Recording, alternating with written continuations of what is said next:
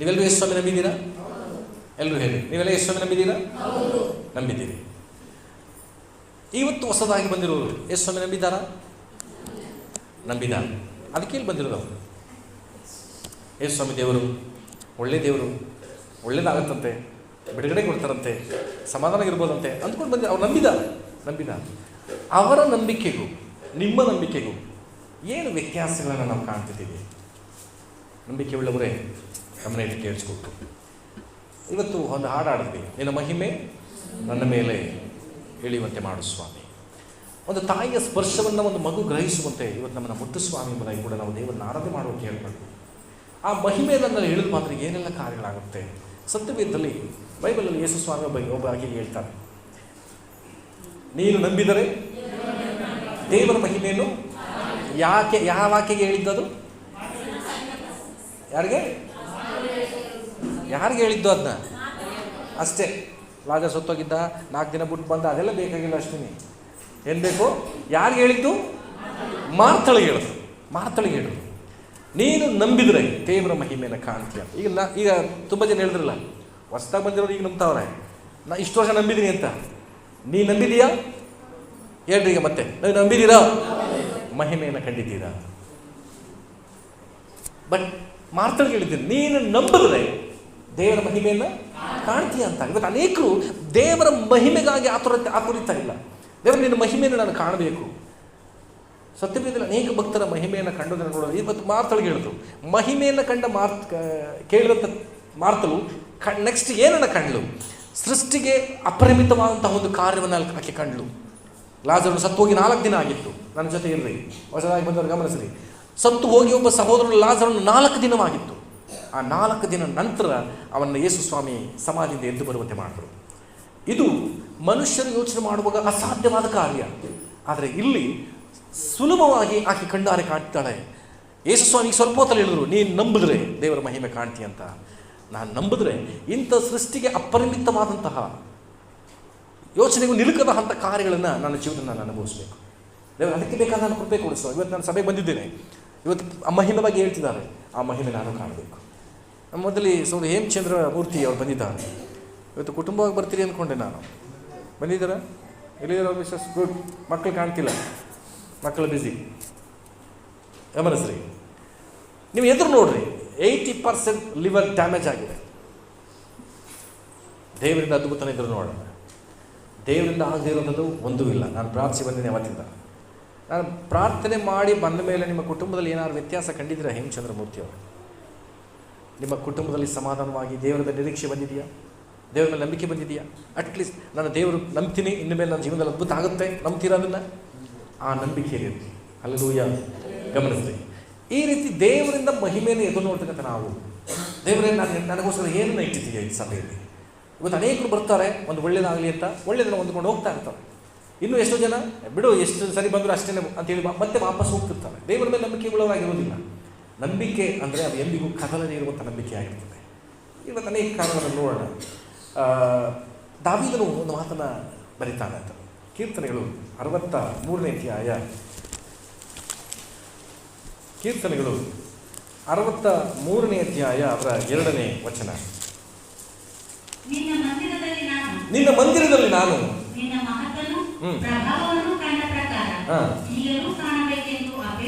ಆತನ ಮಂದಿರದಲ್ಲಿ, ಆತನ ಆಲಯದಲ್ಲಿ ದಾವೀದ ಏನನ್ನ ಕಂಡಿದ್ದನಂತೆ? ಆತನ ಪ್ರಭಾವವನ್ನು, ಆತನ ಮಹಿಮೆಯನ್ನು ಕಂಡಿದ್ದನು. ಆದರೆ ಮತ್ತೆ ಕಳ್ಕೊಂಡ. ಆತನ ಮತ್ತೆ ಆಸೆ ಪಟ್ಟಿದ್ದಾನೆ. ನಿನ್ನ ಆಲಯದಲ್ಲಿ ನಾನು ನಿನ್ನ ಮಹಿಮೆಯನ್ನು ಕಂಡಂತೆ ನಾನು ತಿರುಗಿ ಮತ್ತೆ ಅದನ್ನು ಕಾಣಲಿಕ್ಕೆ ಆಸೆ ಪಡ್ತೇನೆ ಸ್ವಾಮಿ ಎಂಬುದಾಗಿ ಆಸೆ ಪಡ್ತಿದ್ದಾನೆ. ಇವತ್ತು ಸಭೆಗೆ ಬಂದಿರುವ ಪ್ರಿಯ ಸಭೆಯೇ, ದೇವಜನರೇ, ನಿನ್ನ ಈ ಸಭೆಯಲ್ಲಿ ನಿನ್ನ ಮಹಿಮೆಯನ್ನು ನಾನು ಕಾಣಬೇಕು. ಏನೋ ಬಂದೆ, ಒಂದು 4-5 ಹಾಡಾಡಿದ್ರು, ಆಮೇಲೆ ಒಂದು ಗಂಟೆ ನಿಂತು ಮಾತಾಡಿದ್ರು, ಯಾರೋ ಒಬ್ಬರು ಚೆನ್ನಾಗಿತ್ತು, ಕೆಲವರು ನಿದ್ದು ಬತ್ತಿತ್ತು, ಇಷ್ಟೇ ಅಲ್ಲ. ಇಷ್ಟು ಕಾರ್ಯಗಳು ಮುಗಿಸ್ಬಿಟ್ಟು ಹೋಗ್ಬಿಡ್ಬೇಡಿ. ಅವ್ರು ಹೇಳುವಂಥ ಏನಿದೆ ಆಗಿದ್ದರೆ ಅದನ್ನು ನಾನು ಅನುಭವಿಸ್ಬೇಕು. ಯಾವುದೋ ಒಂದು ಕಲ್ಲು, ಮಣ್ಣು, ಮರದ ಬಗ್ಗೆ ನಾನು ಮಾತಾಡ್ತಿಲ್ಲ. ಇವತ್ತಿಗೂ ಜೀವವುಳ್ಳ ಯೇಸುವಿನ ಬಗ್ಗೆ ನಾನು ಮಾತನಾಡ್ತಾ ಇದ್ದೀನಿ. ಇವತ್ತು ನಿಮಗೋಸ್ಕರವಾಗಿಯೇ ಈ ಲೋಕಕ್ಕೆ ಬಂದು, ನಿಮಗೋಸ್ಕರವಾಗಿಯೇ ಪ್ರಾಣ ಕೊಟ್ಟು, ನಿಮಗೋಸ್ಕರವಾಗಿಯೇ ಸಮಾಧಿಯಿಂದ ಎದ್ದು ಬದುಕಿರುವಂಥ ಯೇಸುವಿನ ಬಗ್ಗೆ ನಾನು ಮಾತನಾಡ್ತಾ ಇದ್ದೀನಿ. ಗಮನಿಸ್ರಿ, ಈ ಯೇಸುವಿನ ಬಗ್ಗೆ, ಈ ಮಹಿಮೆಯ ಬಗ್ಗೆ ಅಂದು ದಾವೀದ ಹೇಳ್ತಿದ್ದಾನೆ, ನಿನ್ನ ಆಲಯದಲ್ಲಿ, ನಿನ್ನ ಮಂದಿರದಲ್ಲಿ ಕಂಡ ಮಹಿಮೆಯನ್ನು ನಾನು ತಿರುಗಿ ಕಾಣಬೇಕೆಂಬುದಾಗಿ ಆತ್ಮಕ್ಷಿಸ್ತೇನೆ ಸ್ವಾಮಿ ಅಂತ. ನಿಮ್ಮೊಳಗೆ ಎಷ್ಟು ಜನ ದೇವರೇ ಆರಾಧನೆಗೆ ಬರ್ತೀನಿ, ಯಾವ ಮಹಿಮೆಯನ್ನು ನಾನು ಇಷ್ಟು ವರ್ಷ ಕಾಣಲಿಲ್ವಲ್ಲ, ಎಷ್ಟೋ ಸರಿ ಪಾಸ್ಟ್ ಇದೇ ಮಾತುಗಳನ್ನು ಹಾಡಿದ್ದಾರೆ, ಆರಾಧನೆ ಉತ್ತಮವಾಗಿ ಹೋಗಿದೆ, ಆದರೆ ನಾನು ಆ ಮಹಿಮೆನ ಕಾಣಲಿಲ್ವೇ ಎಂಬುದಾಗಿ ಒಂದು ವೇಳೆ ನೀನು ಕೊರಗುವಂಥದ್ದಾಗಿದ್ದರೆ, ಯೋಹಾನ್ ಬರೆಸುವಾರ್ತೆ 5ನೇ ಅಧ್ಯಾಯದಲ್ಲಿ ಒಬ್ಬ ವ್ಯಕ್ತಿ ಇದ್ದಾನೆ. ತೆಗೆದುಕೊಂಡು ವೇಗವಾಗಿ ಯೋಹಾನ್ ಬರೆಸುವಾರ್ತೆ 5ನೇ ಅಧ್ಯಾಯ. ಈ ವ್ಯಕ್ತಿಯ ವಿಷಯದಲ್ಲಿ ಒಂದು ಕೊಳದ ಹತ್ತಿರ ಇವನು ಕೂತಿದ್ದಾನೆ. ಯೋಹಾನ್ ಬರೆಸುವಾರ್ತೆ 5ನೇ ಅಧ್ಯಾಯದ 3ನೇ ವಚನದಿಂದ ಓದೋಣ. ಬೆತ್ಸತಾ ಎಂದು ಹೆಸರು, ಅಲ್ಲಿ 5 ಮಂಟಪಗಳಿವೆ. ಇವುಗಳಲ್ಲಿ ಬಹುಮಂದಿ ರೋಗಿಗಳು, ಕುರುಡರು, ಕುಂಟರು, ಮೈ ಒಣಗಿದವರು, ಬಿದ್ದುಕೊಂಡಿರುವರು. ಇಲ್ಲಿ ಈ ಒಂದು ಕೊಳದ ಹತ್ತಿರ ಬೆತ್ಸತ ಅಥವಾ ಬೆತ್ತಸ್ತ ಎಂತಕ್ಕಂಥ ಒಂದು ಕೊಳ ಇದೆ. ಅಲ್ಲಿ ಕತೆ ಹೇಳ್ತೀನಿ, ಕೇಳಿಸ್ಕೊತಾ ಇದ್ದೀರಾ? ಅನೇಕರಿಗೆ ಗೊತ್ತಿರುವಂಥ ವಚನ ಇರ್ಬೋದು, ಅನೇಕರಿಗೆ ಗೊತ್ತಿಲ್ಲದಿರುವಂಥ ಕಾರ್ಯ ಇರ್ಬೋದು. ಮೊಬೈಲ್ ಸ್ವಿಚ್ ಆಫ್ ಮಾಡಿ ದಯವಿಟ್ಟು. ಇಲ್ಲಿ ಬೆತ್ತಸ್ತ ಎಂಬ ಕೊಳದಲ್ಲಿ ಒಂದು ಘಟನೆ ನಡೆಯುತ್ತೆ. ಕ್ರಿಸ್ತ ಶಕ ಪ್ರಾರಂಭದಲ್ಲಿ ನಡೆದಂಥ ಘಟನೆ ಗಮನಿಸ್ರಿ. ಆ ಕೊಳದಲ್ಲಿ ಸುತ್ತಲೂ ರೋಗಿಗಳು ಕೂತಿರ್ತಾರೆ. ಏನಕ್ಕಾಗಿ ಅಂದರೆ, ದೇವರಿಂದ ಕಳುಹಿಸಲ್ಪಟ್ಟಂಥ ಒಬ್ಬ ದೇವದೂತ ಆ ನೀರನ್ನು ಉಕ್ಕುವಂತೆ ಮಾಡ್ತಾನೆ ಅಥವಾ ಕಲಕ್ತಾನೆ. ಆ ನೀರನ್ನು ಏನು ಮಾಡ್ತಾನೆ? ಕಲಕುವಂಥ ಕಾರ್ಯ. ಅಂದರೆ ನೀರಿಗೆ ಒಂದು ಕಲ್ಲಿಟ್ಟರೆ ಅಳ್ಳಾಡ ಗೊತ್ತಾಗುತ್ತಲ್ವ, ಹಾಗೆ ದೇವದೂತನಲ್ಲಿ ಇಳಿದು ಬಂದದ್ದನ್ನು ತಕ್ಷಣವೇ ಆ ನೀರು ಉಕ್ಕಲಿಕ್ಕೆ ಪ್ರಾರಂಭ ಆಗುತ್ತೆ, ಕದಲಿಕ್ಕೆ ಪ್ರಾರಂಭ ಆಗುತ್ತೆ. ಆಗ ಆ ಸುತ್ತ ಇರುವಂಥ ರೋಗಿಗಳಲ್ಲಿ ಒಬ್ಬ ರೋಗಿ ಫಸ್ಟ್ ಯಾರು ಆ ಒಂದು ನೀರಿಗೆ ಬೀಳ್ತಾರೋ, ಆ ನೀರಿಗೆ ಇಳಿತಾರೋ ಅವರಿಗೆ ಸ್ವಸ್ಥತೆ ಉಂಟಾಗುತ್ತೆ. ಇದು ಆ ಒಂದು ಕೊಳದಲ್ಲಿದ್ದಂತಹ ಒಂದು ಸ್ಪೆಷಲ್. ಹೀಗೆ ಅನೇಕ ರೋಗಿಗಳಲ್ಲಿ ಸುತ್ತಲೂ ಕೂತಿದ್ದಾರಂತೆ. ಈಗ 5ನೇ ವಚನವನ್ನು ಓದ್ತೀನಿ, ಗಮನಿಸ್ರಿ. ಅಲ್ಲಿ 38 ವರ್ಷದಿಂದ ರೋಗಿಯಾಗಿದ್ದ ಒಬ್ಬ ಮನುಷ್ಯನಿದ್ದಾನೆ. ಅವನು ಬಿದ್ದಿರುವುದನ್ನು ಯೇಸು ಕಂಡು, ಗಮನಿಸ್ರಿ, ಇವನು ಎಷ್ಟು ವರ್ಷದಿಂದ ಬಿದ್ದಿದ್ದಾನೆ? ಎಲ್ಲರೂ ಹೇಳಿದ್ರು, ಎಷ್ಟು ವರ್ಷದಿಂದ? 38 ವರ್ಷದಿಂದ ಬಿದ್ದಿದ್ದಾನೆ. 38 ವರ್ಷದಿಂದ ಅವನು ಕಾಯ್ತಾನೆ ಇದ್ದಾನೆ. ಯಾವಾಗ ನನಗೆ ಬಿಡುಗಡೆ ಸಿಗುತ್ತೋ. ಅನೇಕ ಸಾರಿ ಅವನು ಪ್ರಯತ್ನ ಮಾಡ್ತಾನೆ. ನೀರು ಉಕ್ಕುವಾಗ ಫಸ್ಟ್ ಬೀಳಲಿಕ್ಕೆ ಪ್ರಯತ್ನ ಮಾಡ್ತಾನೆ. ನನಗಿಂತ ಮುಂಚಿತವಾಗಿ ಬಂದವರೆಲ್ಲರೂ ಬೀಳ್ತಾ ಇದ್ದಾರೆ. ಕಾರಣ ಅವರ ಒಂದು ಮಾತು ಹೇಳ್ತಾರೆ ಯೇಸು ಸ್ವಾಮಿ ಅವನಿಗೆ. ಯೇಸು ಸ್ವಾಮಿ ಕೇಳಿದಾಗ ಅವನು ಹೇಳುವಂಥ ಒಂದು ಮಾತನ್ನು ಗಮನಿಸ್ರಿ. 7ನೇ ವಚನದ ಓದ್ತೀನಿ. ನಿನಗೆ ಸ್ವಸ್ಥವಾಗಲಿಕ್ಕೆ ಮನಸ್ಸುಂಟೋ ಅಂತ ಯೇಸು ಸ್ವಾಮಿ ಕೇಳ್ತಾರೆ. ಏನಾಗಲಿಕ್ಕೆ? ನಿನಗೆ ಸ್ವಸ್ಥವಾಗಲಿಕ್ಕೆ ಮನಸ್ಸುಂಟೋ ಅಂತ ಯಾರನ್ನ ಕೇಳ್ತಾರೆ? 38 ವರ್ಷದಿಂದ ಬಿದ್ದಿದ್ದಂಥ ಪಾರ್ಶ್ವವಾಯು ರೋಗಿ, ಅಂದರೆ ಲಕ್ವ ಮಾಡಿದಂತಹ ಅಥವಾ ಸ್ಟ್ರೋಕ್ ಆದಂತಹ ಒಬ್ಬ ವ್ಯಕ್ತಿ 38 ವರ್ಷದ ಕೈಕಾಲು ಬರದೆ ಕಷ್ಟಪಡ್ತಾ ಇದ್ದಾನೆ. ಈತನು ಆಸೆ ಪಡ್ತಿದ್ದಾನೆ, ನಾನು ನೀರಿಗೆ ಇಳಿಬೇಕು ಅಂತ. ಆಗ್ತಾ ಇಲ್ಲ. 38 ವರ್ಷದಿಂದ ಬಿದ್ದಿದ್ದಂತೆವನ್ನ ನೋಡಿ ಯೇಸು ಸ್ವಾಮಿ ಕೇಳ್ತಾರೆ, ನಿನಗೆ ವಾಸಿ ಆಗಬೇಕು ಅಂತ ನೀ ಇಷ್ಟಪಡ್ತೀಯಾ ಅಂತ ಕೇಳ್ತಾರೆ. ಈಗ ಅವನಿಗೆ ಬರುವಂಥ ಆನ್ಸರ್ನ ನಾನು ತುಂಬ ಇಷ್ಟವಾಗ್ತಾ ಒಂದು ಮಾತು ಏನು ಹೇಳ್ತಿದ್ದಾನೆ ಎಂದು ಕೇಳಿದ್ದಕ್ಕೆ ಆ ರೋಗಿಯು, ಸ್ವಾಮಿ, ನೀರು ಉಕ್ಕುವಾಗ ನನ್ನನ್ನು ಕೊಳದೊಳಗೆ ಇಳಿಸುವವರು ಒಬ್ಬರೂ ಇಲ್ಲ.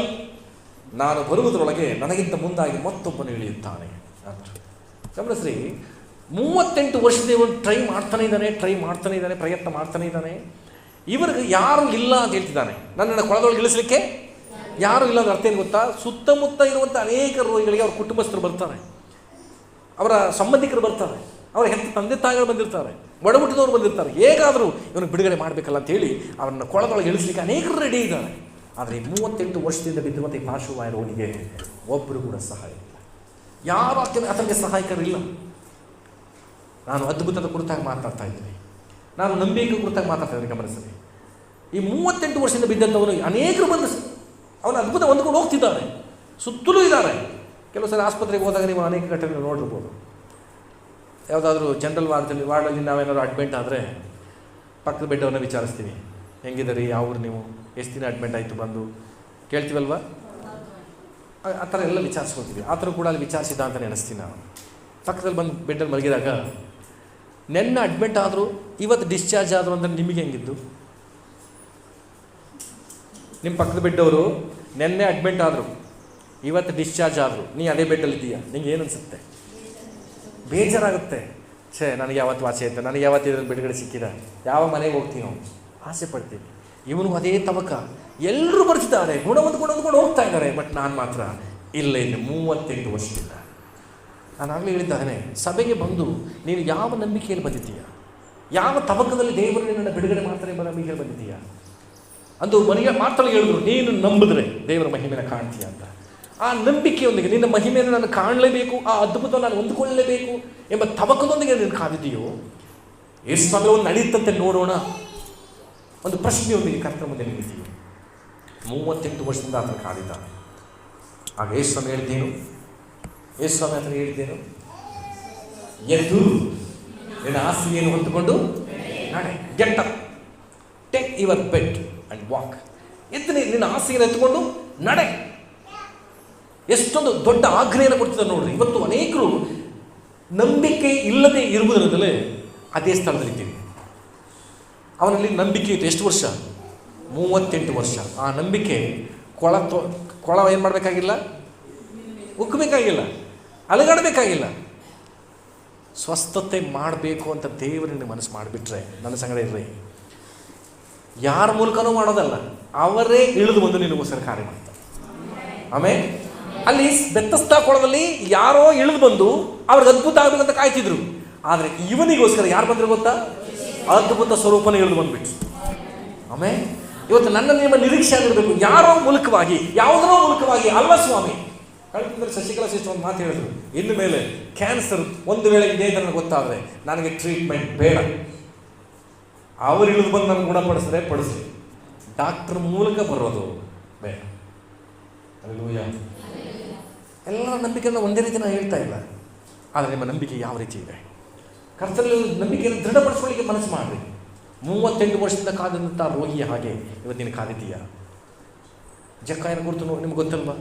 ಎಲ್ಲರೂ ಯಾರಾದರೂ ಹೇಳಿ, ಜಕ್ಕಾಯನ ಕುರಿತು ಎಲ್ಲಿ ಬರೆದಿದೆ? ಲೂಕನ ಬರೆಸುವಂತೆ ಕರೆಕ್ಟ್ ಮೊದಲು 19ನೇ ಅಧ್ಯಾಯದಲ್ಲಿ ಜಕ್ಕಾಯನ ಕುರಿತು ಬರೆದಿದೆ. ತೆಗೆದುಕೊಳ್ಳೋಣ ಎಲ್ಲರೂ ಕೂಡ. ಲೂಕನ ಬರೆಸುವಂತ 19ನೇ ಅಧ್ಯಾಯ. ಲೂಕನ ಬರೆಸುವಂತ 19ನೇ ಅಧ್ಯಾಯದಲ್ಲಿ ಇಲ್ಲೊಬ್ಬ ಪಾಪಿ ಇದ್ದಾನೆ, ಕೆಟ್ಟವನಿದ್ದಾನೆ, ಜನರನ್ನು ಎದುರಿಸಿ ದುಷ್ಟತನದಲ್ಲಿ ಹಣ ಸಂಪಾದನೆ ಮಾಡಿದ ಒಬ್ಬ ವ್ಯಕ್ತಿ ಇದ್ದಾನೆ. ಈತನ ಹೆಸರು ಜಕ್ಕಾಯ. ಈತನ ಒಂದು ಸಾರಿ ಅವರ ಊರಿಗೆ ಯೇಸು ಸ್ವಾಮಿ ಬರ್ತಾನೆ ಅಂತ ಗೊತ್ತಾಗುತ್ತೆ. ಯಾರ ಊರಿಗೆ? ಜಕ್ಕಾಯನ ಊರಿಗೆ. ಆ ಜಕ್ಕಾಯನು ಒಂದು ಸಾರಿ ಆಸೆ ಪಡ್ತಾನೆ.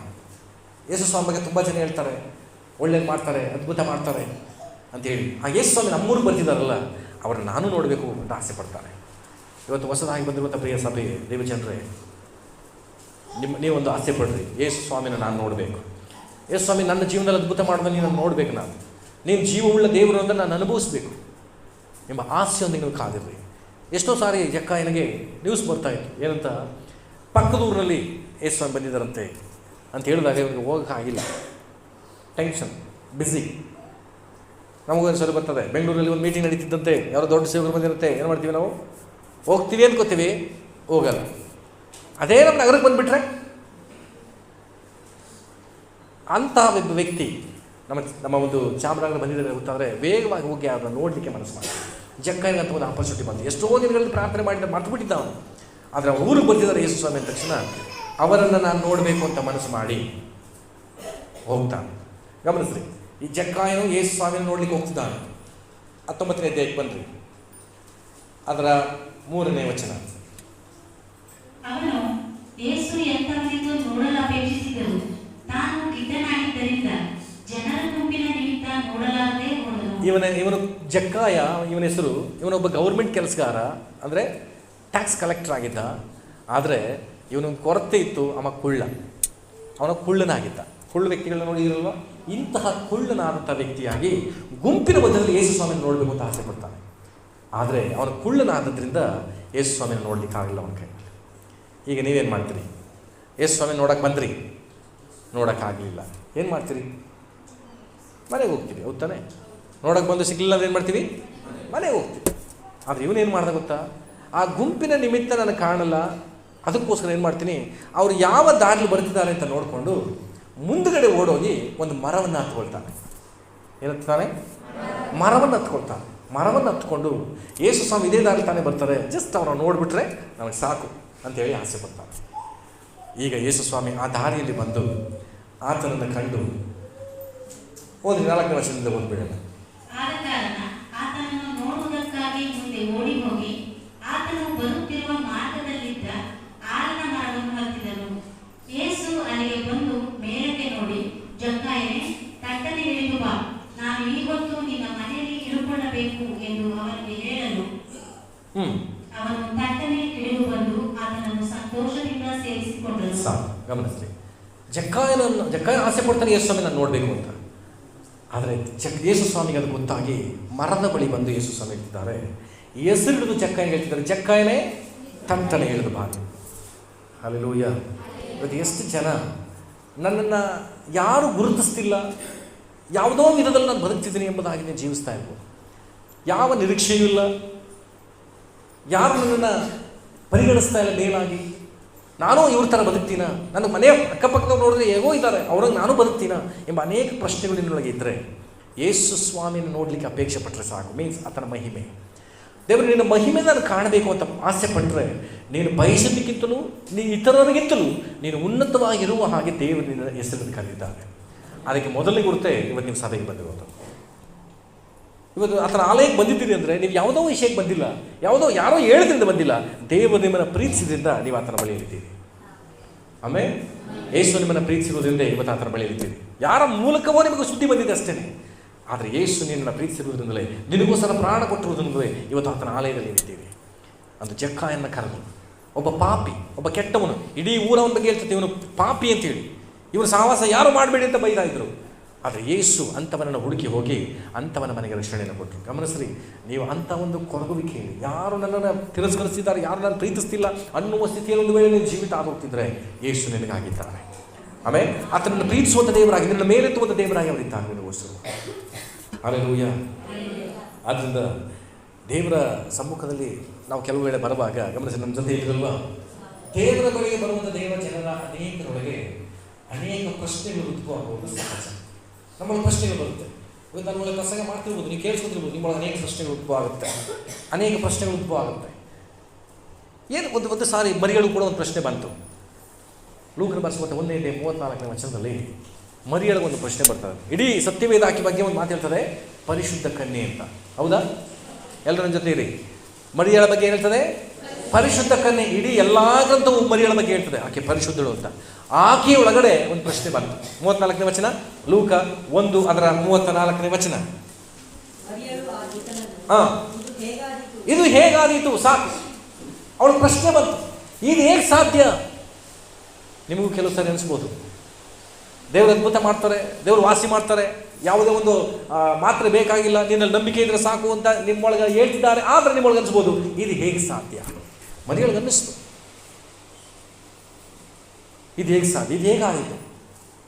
ನೀವು ಹೇಳೋ ರೀತಿ ವಿಚಿತ್ರವಾಗಿದೆ ಅಲ್ಲ. ನಾನಾಗಲೇ ಹೇಳಿದೆ, ಸೃಷ್ಟಿಗೆ ಅಪರಿಮಿತವಾದ ಕಾರ್ಯಗಳು ನಡೆಯುವುದೇ ಅದ್ಭುತ. ಕಾರ್ಯಗಳೆಲ್ಲ ಸರಿ ಇದ್ರೆ, ಈಗ ನಿನ್ನ ಹತ್ರ ಹಣ ಇದ್ರೆ ನೀನು ಮತ್ತೊಬ್ಬರಿಗೆ ಕೊಡ್ಬೋದು. ಹೌದಾ? ನಿನ್ನ ಹತ್ರ ಇಲ್ಲವೇ ಇಲ್ಲ ಅಂದರೆ ಕೊಡೋದಕ್ಕೆ, ನಿನ್ನ ಹತ್ರ ಇಲ್ಲದೇ ಇದ್ರೂ ಕೊಡುವಂತೆ ಮಾಡೋದೇ ದೇವರ ಕಾರ್ಯ. ನೀನು ಇದ್ದರೆ ಕೊಡುವಂತೆ ಮಾಡೋದು ಮನುಷ್ಯನ ಕಾರ್ಯ, ನೀನು ಇಲ್ಲದೇ ಇದ್ರೂ ಕೊಡುವಂತೆ ಮಾಡೋದೇ ದೇವರ ಕಾರ್ಯ. ಕೆಲವು ಅರ್ಥವಾಗಲಿ ಹೊಸದಾಗಿ ಬಂದವರಿಗೆ ಅಂತ ಸಿಂಪಲ್ ಆದ ವಿಷಯಗಳನ್ನ ಹೇಳ್ತಿದ್ದೀನಿ.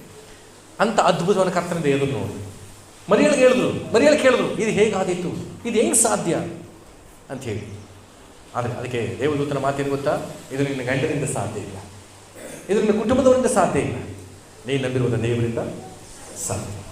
ಮರಿಯಳು ಗರ್ಭವತಿ ಆದ್ಲ, ಅದು ಆಕೆ ಯೋಚನೆಗೆ ನಿಲುಕದಂಥ ಕಾರ್ಯ, ಅಸಾಧ್ಯವಾದ. ಇದು ಹೇಗಾದೀತು? ಇವತ್ತು ನಿಮ್ಮೊಳಗೆ ಅನಿಸ್ಬೋದು, ಇದು ಹೇಗೆ ಸಾಧ್ಯ? ದೇವರ ಮಹಿಮೆಯನ್ನು ಹೊಂದಿಕೊಂಡ್ರೆ, ದೇವರ ಮಹಿಮೆ ನಿನ್ನಲ್ಲಿ ಇಳಿದು ಬಂದರೆ ಯೋಚನೆಗೆ ಮಿಗಿಲಾದ ಕಾರ್ಯ ನಿನ್ನ ಶರೀರದಲ್ಲಿ ನಡೆಯುತ್ತೆ, ನಿನ್ನ ಕುಟುಂಬದಲ್ಲಿ ನಡೆಯುತ್ತೆ, ನಿನ್ನ ಕತ್ತಲೆ ಜೀವಿತ ಬದಲಾಗುತ್ತೆ.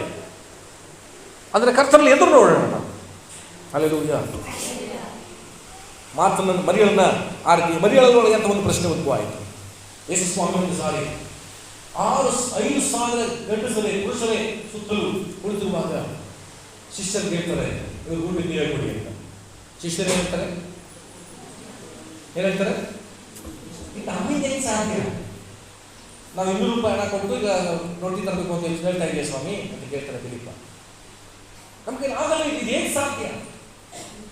ಆಗ ಯೇಸು ಸ್ವಾಮಿ ಹೇಳ್ತಾರೆ, ನಿಮ್ಮಲ್ಲಿ ಏನಿದೆ, ನಿಮ್ಮ ಹತ್ರ ಏನಿದೆ ಅಂತ ಕೇಳಿದಾಗ ಅವ್ರು ಹೇಳ್ತಾರೆ, 5 ರೊಟ್ಟಿ 2 ಮೀನಿದೆ ಸ್ವಾಮಿ. ಅಂದ್ರೆ ಅರ್ಥ ಏನು ಗೊತ್ತಾ?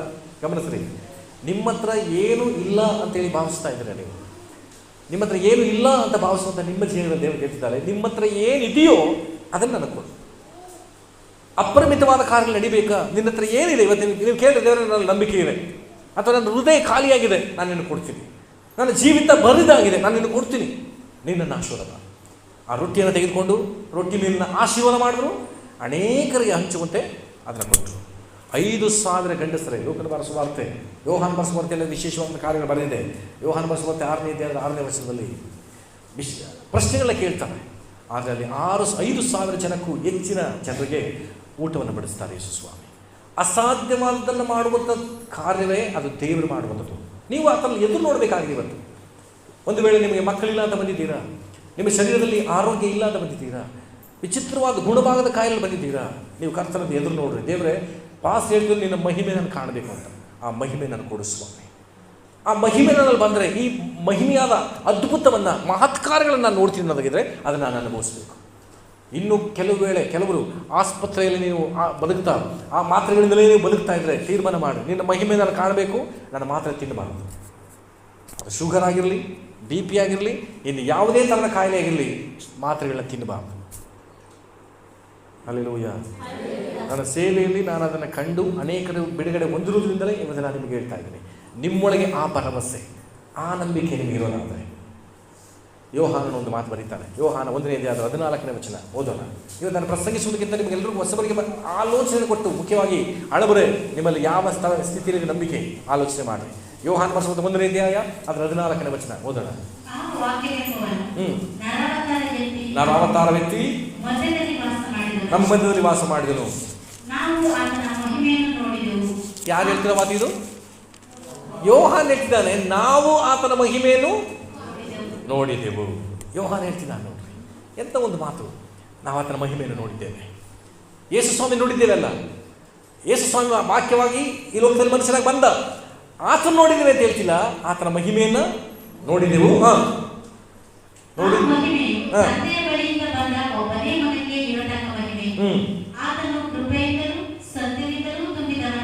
ತುಂಬಿದವನಾಗಿದ್ದನು.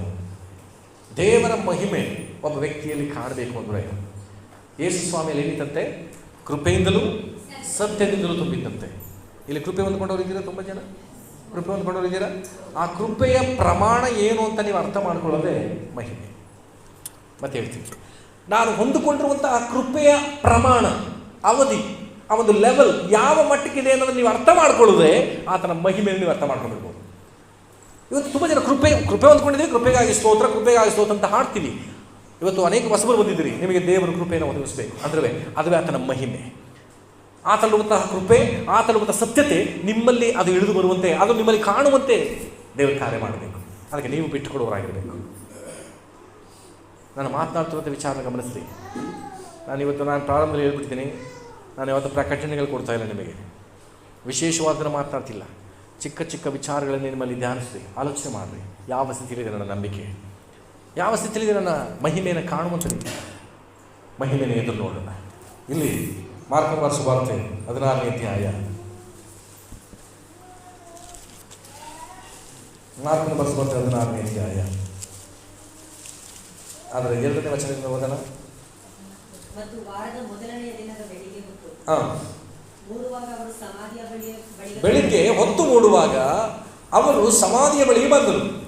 ಸಮಾಧಿಗೆ ಮುಚ್ಚಿದ ಕಲ್ಲು ಬಹಳ ದೊಡ್ಡದಾಗಿರುವುದರಿಂದ ಅವರು ಸಮಾಧಿಯ ಬಾಗಿಲಿಂದ ಆ ಕಲ್ಲನ್ನು ನಮಗೋಸ್ಕರ ಉರುಳಿಸುವವರು ಯಾರಿದ್ದಾರೆ ಎಂದು ತಮ್ಮೊಳಗೆ ಮಾತಾಡಿಕೊಳ್ತಿದ್ರು. ಈಗ ಸಮಾಧಿ ಬಳಿ ಬರ್ತಿದ್ದಾರೆ. ಈ ಘಟನೆ ನಿಮಗೆಲ್ಲ ಗೊತ್ತು. ಯೇಸು ಸ್ವಾಮಿ ಸತ್ತು ಹೋಗಿದ್ದಾರೆ, ಶಿಲುಬೆಯಲ್ಲಿ ಸತ್ತು ಸಮಾಧಿಯಲ್ಲಿದ್ದಾರೆ ಯೇಸು ಸ್ವಾಮಿ. ಆಗ 3 ದಿನ ಆದಮೇಲೆ ನಮ್ಮ ಭಾಷೆಯಲ್ಲಿ ಹಾಲು ತುಪ್ಪ ಎರಕ್ಕೆ ಬರ್ತಾರಲ್ಲ, ಹಾಗೆ ಬಂದರು. ಸುಗಂಧ ದ್ರವ್ಯಗಳನ್ನು ತೆಗೆದುಕೊಂಡು ಬಂದರು. ಬರುವಾಗಲೇ ದಾರಿಯಲ್ಲಿ ಮಾತಾಡ್ಕೊತಿದ್ದಾರೆ. ಅಷ್ಟೊಂದು ದೊಡ್ಡ ಕಲ್ಲಿಗೆ ಅದು ಬಾಯಿಗೆ ಮುಚ್ಚಿದ್ದಾರೆ, ದೊಡ್ಡ ಬಂಡೆಯನ್ನು ಉರುಳಿಸಿದ್ದಾರೆ. ಹೆಂಗಸರು ಹೇಳ್ತಿದ್ದಾರೆ, ಆ ಕಲ್ಲನ್ನು ನಮಗಾಗಿ ಉಳಿಸುವವರು ಯಾರು? ಅವಕ್ಕೆಲ್ಲಾಗುತ್ತಾ? ಅದಕ್ಕೆ ಆ ಪ್ರಶ್ನೆ. ಇವತ್ತು ಅನೇಕ ಹೆಂಗಸರು, ಅನೇಕ ಸ್ತ್ರೀಯ ಪುರುಷರಿದ್ದಲ್ಲಿ ಗಮನಿಸ್ರಿ, ನಮಗಾಗಿ ಈ ಕಾರ್ಯವನ್ನು ಮಾಡೋರು ಯಾರಿದ್ದಾರೆ? ನಮಗೋಸ್ಕರ ಇಂಥ ಒಂದು ಬಿಡುಗಡೆ ಕೊಡೋರು ಯಾರಿದ್ದಾರೆ? ಎಷ್ಟೆಷ್ಟೋ ನಾವು ಕೆಲವು ಕುಟುಂಬ ನಿರ್ಮಾಣ ಸಂಚಿದ್ದೀನಿ, ಎಷ್ಟೆಷ್ಟೋ ಬೆಟ್ಟ ಗುಡ್ಡಗಳನ್ನ ಅಲ್ದು ಬಿಟ್ಟೆ. ನಾನು ಎಲ್ಲ ಆಸ್ಪತ್ರೆಗೆ ಹೋಗಿದ್ದು ಬಂದೆ. ಎಷ್ಟೊಂದು ಕೆಲವು ಮನೆಗಳಲ್ಲಿ ಹೋಗಿ ನಾನು ಇವತ್ತು ನಮ್ಮ ಮಿಸ್ಸಸ್ಸು ಈ ವಾರದಲ್ಲಿ ನನ್ನ ಜೇಬಲ್ಲಿ ದುಡ್ಡು ತೆಗೆದಲ್ಲೇ ಜಾಸ್ತಿ ತಾಯ್ತೆಗಳನ್ನ ತೆಗೆದಾರೆ. ಬರುವಾಗ ಅಲ್ಲೇ ಬಿಸಾಕ್ ಬರ್ಬೇಕು ತಾನೆ, ಇದಕ್ಕೆ ಮನೆಗೆ ಎತ್ಕೊಂಡ್ಬಂದಿದ್ರಿ ಅಂತ ತೆಗೆದು ನನಗೆ ಕೊಡ್ತಾಯಿದ್ರು ನಮ್ಮ ಮಿಸ್ಸಸ್. ಅನೇಕರು ಈ ವಿಧವಾದಂಥ ಸುತ್ತಿ ಬೇಡವಾದ ಕಾರ್ಯಗಳು ಮಾಡಿ ಏನು ಪ್ರಯೋಜನ ಇಲ್ಲ ಅಂತ ಬಂದಿದ್ದಾರೆ. ನನ್ನ ಕೈಲಿ ಆಗಲ್ಲ, ನನಗೋಸ್ಕರ ಯಾರಿದ್ದಾರೆ ಎಂಬ ಪ್ರಶ್ನೆಯೊಂದಿಗಿರುವಂಥ ಸಭೆ ಇಲ್ಲಿ ಅವರಿಗೋಸ್ಕರ ಒಬ್ಬರು ಆ ಕಲ್ಲನ್ನು ಉರುಳಿಸಿ ಮುಂದೆ ಓದ್ರಿ ಅಲ್ಲ 6ನೇ ವಚನ 4ನೇ ವಚನ ಓದು.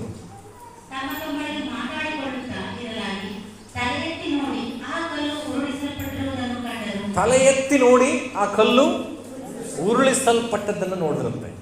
ಬರುವ ದಾರಿಯಲ್ಲಿ ಏನು ಮಾತಾಡಿದ್ರು? ಆ ಕಲ್ಲು ನನಗೋಸ್ಕರ ಉರುಳಿಸೋರು ಯಾರಿದ್ದಾರೆ? ಯಾರೂ ಇಲ್ಲವಲ್ಲ ಅಂತ ಬಯಸೋರು ಅಂತ ಪ್ರಶ್ನೆ ಹಾಕ್ಕೊಡ್ತಾರೆ, ಚಿಂತೆ ಮಾಡ್ತಿದ್ದಾರೆ. ಆ ಪ್ರಶ್ನೆ ಮಾಡ್ಕೊಂಡು ಚಿಂತೆ ಮಾಡ್ತಿರುವಾಗಲೇ ಆ ಕಲ್ಲು ಏನಾಗಿತ್ತಂತೆ? ಇವರಿಗೋಸ್ಕರ ಉರುಳಿಸಲ್ಪಟ್ಟಿತ್ತು. ನಂಬ್ರಿ, ನಿಮಗೋಸ್ಕರವಾಗಿ ಒಬ್ಬರು ಬಾಗಿಲು ತೆರಲಿಕ್ಕೆ ಒಬ್ಬರಿದ್ದಾರೆ, ನಿಮಗೋಸ್ಕರವಾಗಿ ಮಾರ್ಗ ಮಾಡಲಿಕ್ಕೆ ಒಬ್ಬರಿದ್ದಾರೆ. ಯೇಸು ಸ್ವಾಮಿ ನಿಮಗೋಸ್ಕರ ಇದ್ದಾರೆ. ಇವತ್ತು ಯೇಸು ಸ್ವಾಮಿ ನಂಬಿ ಬಂದಿರುವಂಥ ಜನರೇ, ಇವತ್ತು ನಾನು ನಿಮಗೆ ಹೇಳ್ತಿದ್ದೀನಿ, ನಿಮಗೋಸ್ಕರವಾಗಿ ಯೇಸು ಇದ್ದಾರೆ. ಹಳಬರಿಗೆ ಇವತ್ತು ಸುವಾರ್ತೆ ಕೊಟ್ಟುತ್ತಾರೆ ಇರ್ಬೋದು, ಕೇಳಿಸ್ಕೊಳ್ಳಿ. ಹಲ್ಲೆಲೂಯಾ. ನಿಮಗೋಸ್ಕರ ಒಬ್ಬರಿದ್ದಾರೆ. ಯಾಕಂದರೆ ನಿಮಗೆ ಯಾರು ಇವತ್ತು ನನಗೆ ಬಾಗಿಲು ತೆರೆದಿಲ್ಲ, ಯಾರ್ಯಾರ ಬಳಿಯಲ್ಲೂ ಹೋಗಿ ಪ್ರಾರ್ಥನೆ ಮಾಡಿದಿರಿ, ಬೇಡ್ಕೊಂಡಿದ್ದೀರಿ ಅಂತ ಹೇಳಿದ್ರೆ ಅವ್ರು ಯಾರು ಕೂಡ ನಿಮಗೆ ಬೇಡ್ಕೊಳ್ರಿ ಅಂತ ಹೇಳಿಲ್ಲ. ನಾನು ಮೇಲೆ ಪ್ರಸಂಗ ಮಾಡೋಕೆ ಹೇಳಿದೆ, ಗಮನಿಸ್ರಿ. ಇವತ್ತು ಯಾರ್ಯಾರ ಬಳಿಗೂ ಹೋಗಿ ಜನರು ಬೇಡ್ತಾರಲ್ವ, ಬೇಡ್ಕೊತಾರೆ. ಕಲ್ಲು ನಿಂತ್ಕೊಂಡು ನೋಡಿದ್ರೆ ಬೇಡ್ತಾರೆ. ರೀಸೆಂಟಾಗಿ ಒಬ್ಬರು ನೋಡಿದೆ, ನಾಗರಾವ್ ಹೋಯ್ತಿದ್ದು ಬೇಡ್ಕೊತಾವ್ರು, ಅಲ್ಲಿ ನಿಂತ್ಕೊಂಡು ನಾಗರಾವ್ ಏನು ಮಾಡ್ತಿದ್ದಾರೆ? ಬೇಡ್ಕೊಳ್ತಿದ್ದ. ನಮ್ಮ ಮಗನಿಗೆ, ನಮ್ಮ ಸಮೃದ್ಧಿಗೆ ಒಂದು ಮಾತು ಹೇಳ್ತೀನಿ. ಈ ಸಾರಿ ನೀನು ಫಸ್ಟ್ ರ್ಯಾಂಕ್ ಬಂದರೆ ನಿನಗೆ ಸೈಕಲ್ ತಕ್ಕೊಡ್ತೀನಿ ಮಗನೇ ಅಂತ ನಾನು ಹೇಳ್ತೀನಿ. ಕೇಳಿಸ್ಕೊತಾ ಇದ್ದೀರಾ? ನಾನು ಹೇಳ್ತೀನಿ. ಯಾರಿಗೆ ಹೇಳ್ತೀನಿ? ನನ್ನ ಮಗನಿಗೆ ಈ ಸಾರಿ ಫಸ್ಟ್ ರ್ಯಾಂಕ್ ಬಂದರೆ ಸೈಕಲ್ ತಕ್ಕೊಡ್ತೀನಿ ಅಂತ ನಾನು ಹೇಳ್ತೀನಿ. ಅದು ಕೂಡ ಗೇರ್ ಸೈಕಲ್ ಕೇಳ್ತಾ ಇದ್ದಾನೆ ಮಗ. ಸರಿ, ಗೇರ್ ಸೈಕಲ್ ತಗೊಡ್ತೀನಿ, ನೀವು ಫಸ್ಟ್ ರ್ಯಾಂಕ್ ಬರಬೇಕು ಅಂತ ಹೇಳ್ತೀನಿ. ಅವನು ಅದೇ ಥರ ಫಸ್ಟ್ ರ್ಯಾಂಕ್ ಬಂದ ಅಂತ ಇಟ್ಕೊಳ್ಳಿ. ಫಸ್ಟ್ ರ್ಯಾಂಕ್ ಬಂದುಬಿಟ್ಟು ಅವರ ಹೆಡ್ ಮಾಸ್ಟರ್ ಹತ್ರ ಹೋಗಿ, ಹೆಡ್ ಮಿಸ್ ಹತ್ರ ಹೋಗಿ, ಮ್ಯಾಮ್ ನಾನು ಫಸ್ಟ್ ಕ್ಲಾಸ್ ಬಂದಿನಿ, ಈಗ ಸೈಕಲ್ ತಕ್ಕೊಡಿ ನನಗೆ ಅಂದರೆ ಆಗುತ್ತಾ? ತಕ್ಕೊಡ್ತಾರಾ? ಯಾಕೆ ತಕ್ಕೊಡಲ್ಲ? ಅವ್ರು ಹೇಳಿಲ್ಲ, ಹೇಳಿದವ್ರು ಯಾರು? ಅವರಪ್ಪ. ಹೇಳಿದವ್ರ ಹತ್ರ ಬಿಟ್ಟು ಹೇಳದೇ ಇರೋರ ಹತ್ರ ಹೋಗಿ ಬೇಡ್ಕೊಂಡ್ರೆ ಏನು ಸಿಗಲ್ಲ? ಸೈಕಲ್ ಸಿಗಲ್ಲ. ಇವತ್ತು ಯೋಹಾನ್ ಬರೆಸುವಂತೆ 14ನೇ ಅಧ್ಯಾಯ 14ನೇ ವಚನ ಏನು ಹೇಳ್ತದೆ ಹೇಳಿ? ನೀವು ನನ್ನ ಹೆಸರಿನಲ್ಲಿ ಬೇಡ್ಕೊಳ್ಳಿ. ಹಲ್ಲೆಲೂಯಾ. ಯಾರು ಹೇಳಿದ್ರಿ ಮಾತು? ಯೇಸುವೇ ಹೇಳಿದ್ದಾರೆ, ನನ್ನ ಹೆಸರಿನಲ್ಲಿ ಬೇಡ್ಕೊಳ್ರಿ ಅಂತ. ಅವರನ್ನು ಬಿಟ್ಟು, ನಾನು ಹೇಳಿದ್ನಲ್ಲ, ಅಪ್ಪನ ಬಿಟ್ಟು ಟೀಚರ್ ಹತ್ರ ಹೋಗಿ ಕೇಳ್ದಂಗೆ. ಕಲ್ಲು ನೋಡ್ತಾರೆ, ಮರಗಳನ್ನ ನೋಡ್ತಾರೆ, ಬೆಟ್ಟಗಳನ್ನ ನೋಡ್ತಾರೆ, ಯಾವುದೋ ಒಬ್ಬರು ಯಾವುದ್ರ ಮೇಲೆ ಕೂರಿಸಿದಾರಂತೆ ಅಂಥವ್ರ ಹತ್ರ ಎಲ್ಲ ಹೋಗಿ ನನಗೆ ಅದು ಕೊಡು ಸ್ವಾಮಿ, ನನಗೆ ಇದು ಕೊಡು ಸ್ವಾಮಿ, ಅವ್ರು ಕೊಡ್ತಾರಾ?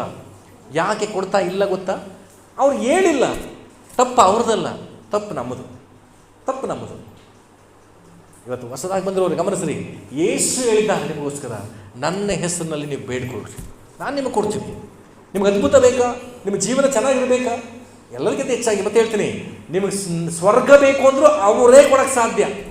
ಯೋಹಾನ್ ಬರೆಸುವಂತೆ 14ನೇ ಅಧ್ಯಾಯ ಅದರ 6ನೇ ವಚನ ಹೇಳ್ತದೆ, ನಾನೇ ಮಾರ್ಗವು,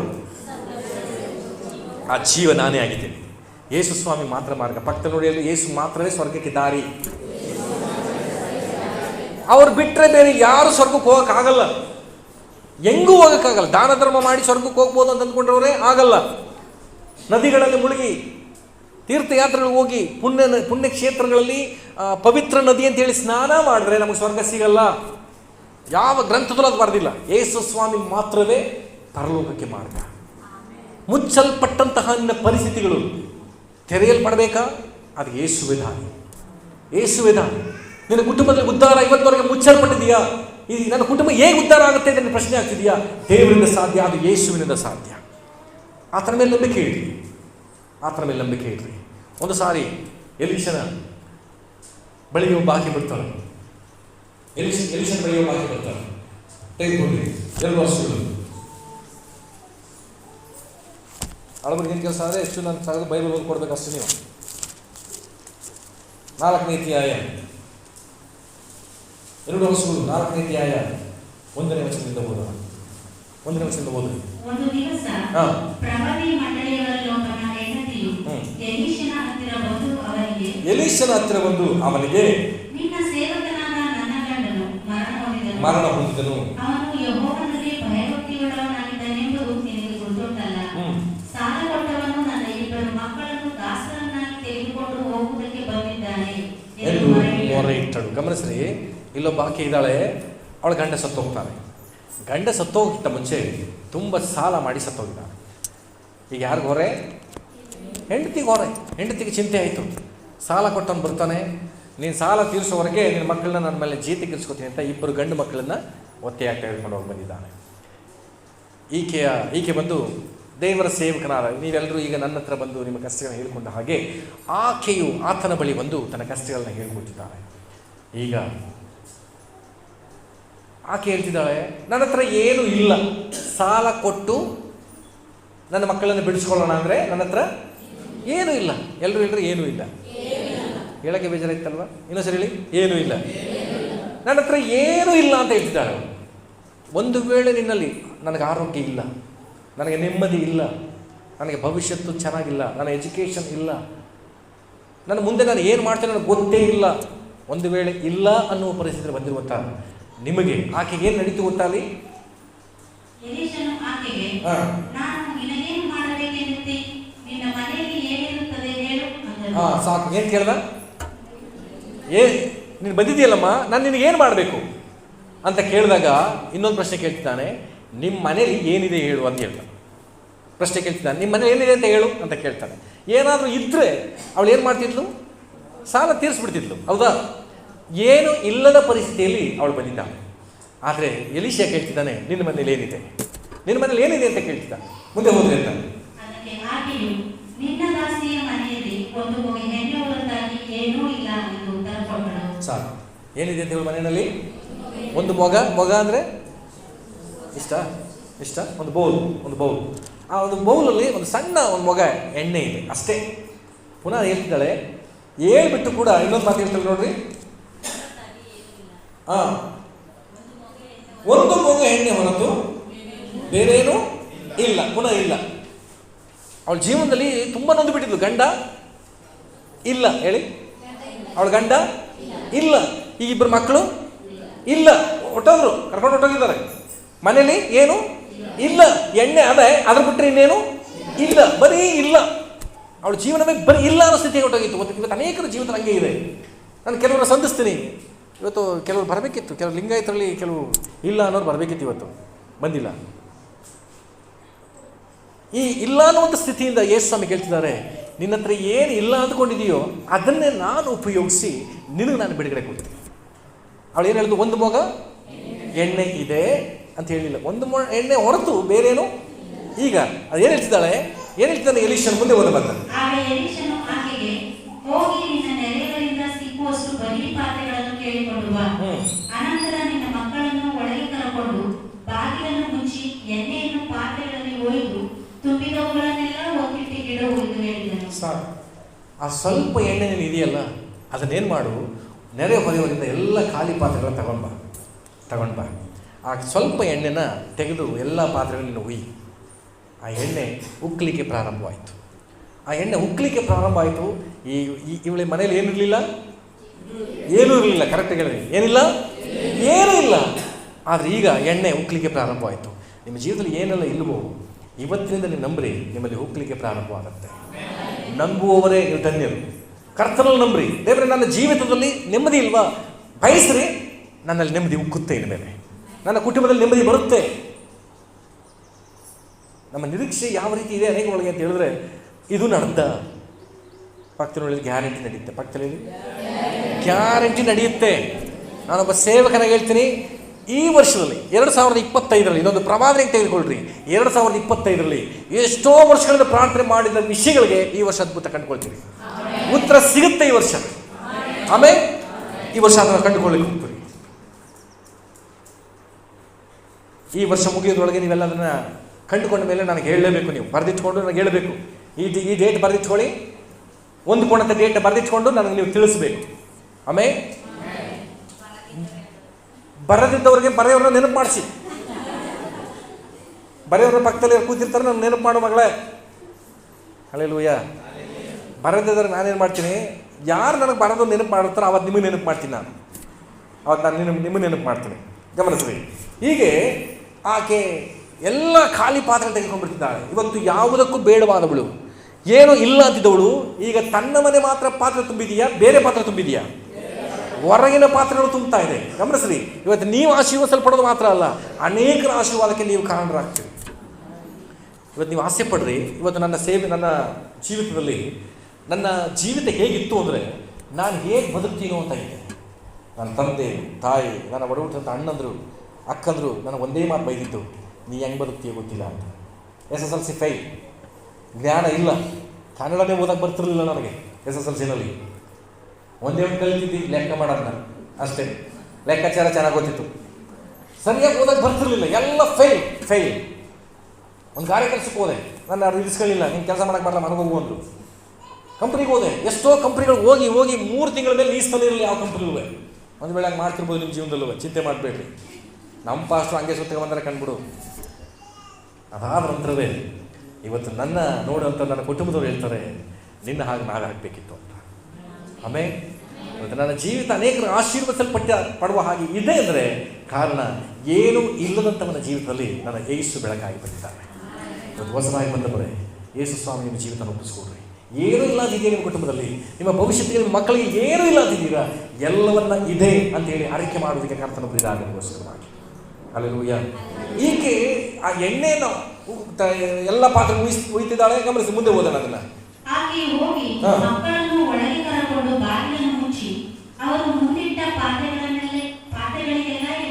ಎಣ್ಣೆ ಹೊಯ್ದರು. ಮುಂದೆ ಓದಿ.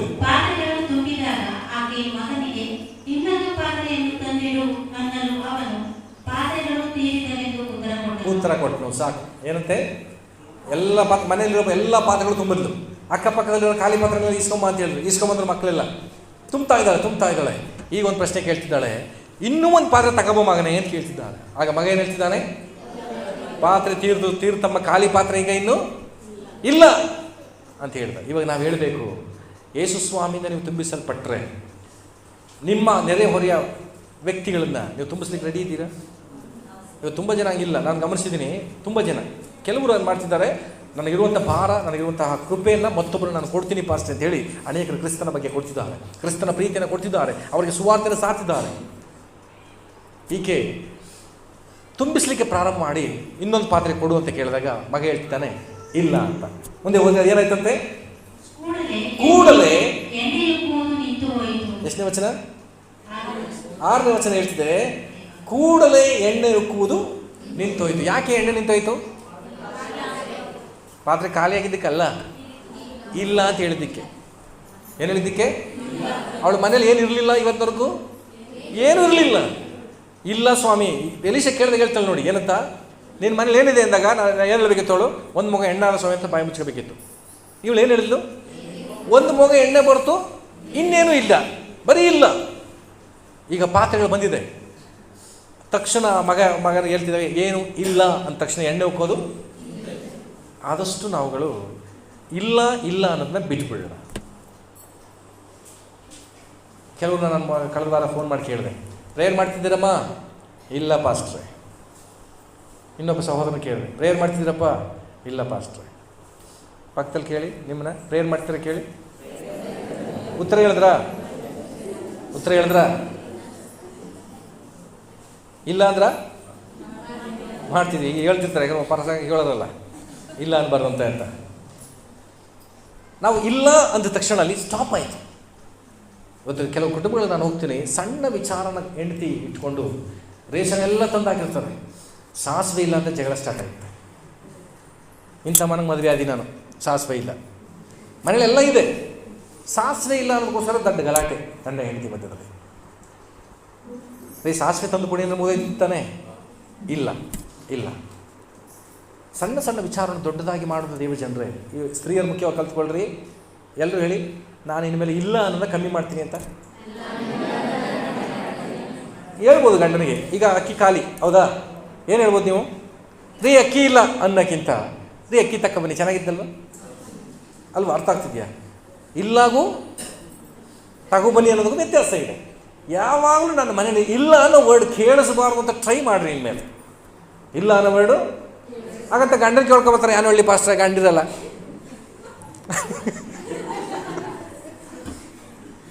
ನೀವು ಗಂಡಿದನ ಮಾತು ಕೇಳಿ ಯಾರು ಹೇಳಬೇಕು? ಹೊರಗಡೆ ಹೋಗಿದ್ದಾಳೆ. ಅದು ಚೆನ್ನಾಗಿದೆಯಲ್ವ ಇದುವೆ? ಆದಷ್ಟು ಇಲ್ಲ ಅನ್ನೋ ವರ್ಡ್ನ ಅವಾಯ್ಡ್ ಮಾಡಿ. ಇಲ್ಲ ಅಂದ್ರೆ ಏನಾಗುತ್ತಂತೆ? ಉಕ್ಕೋದು ನಿಂತೋಗುತ್ತಂತೆ. ಇಲ್ಲ ಅಂದರೆ ಉಕ್ಕೋದು ನಿಂತೋಗುತ್ತೆ. ದೇವರು ನನ್ನಲ್ಲಿ ಅಭಿಷೇಕ ಹೆಚ್ಚಬೇಕು. ನೀನು ನನ್ನಲ್ಲಿ ಇದೆಯಾ ಸ್ವಾಮಿ, ನಿನ್ನ ಕೃಪೆ ನನಗಿದೆ, ನಿನ್ನ ಸತ್ಯತೆ ನನಗಿದೆ, ನಾನು ಕೇರ್ ಮಾಡುವ ಸಭೆ ಇದೆ, ನನ್ನನ್ನು ಬೆಳೆಸ್ಲಿಕ್ಕೆ ಒಂದು ಸಭೆ ಇದೆ, ನನಗಿದೆ, ನನ್ನ ಮಕ್ಕಳು ಚೆನ್ನಾಗಿದ್ದಾರೆ, ನನ್ನ ಮಕ್ಕಳು ಆರೋಗ್ಯವಾಗಿದ್ದಾರೆ, ಅರಕೆ ಮಾಡಿರಿ. ನನಗೆ ಆರೋಗ್ಯ ಇದೆ, ನನಗೆ ಆರೋಗ್ಯ ಇಲ್ಲ, ಅದಿಲ್ಲ ಇದಿಲ್ಲ ಅಂತ ಕೊರಗಬೇಡ್ರಿ. ಇವತ್ತಿನಿಂದ ಒಂದು ಅರಕೆ ಮಾಡಿರಿ, ನನಗೆಲ್ಲವೂ ಇದೆ, ಕಾರಣ ನನ್ನ ದೇವರು ನನ್ನ ಜೊತೆ ಇದ್ದಾನೆ. ಆಮೇಲೆ ಹೀಗೆ ಪ್ರತಿಯೊಬ್ಬರ ಜೀವನದಲ್ಲಿ ನಂಬಿಕೆ ಅನ್ನೋದನ್ನು ದೇವರು ಎದುರು ನೋಡ್ತಿದ್ದಾನೆ. ಒಂದು ವಾಕ್ಯ ಓದ್ರಿ, ಇದು ಯೋಹಾನ 12ನೇ ಅಧ್ಯಾಯ 12ನೇ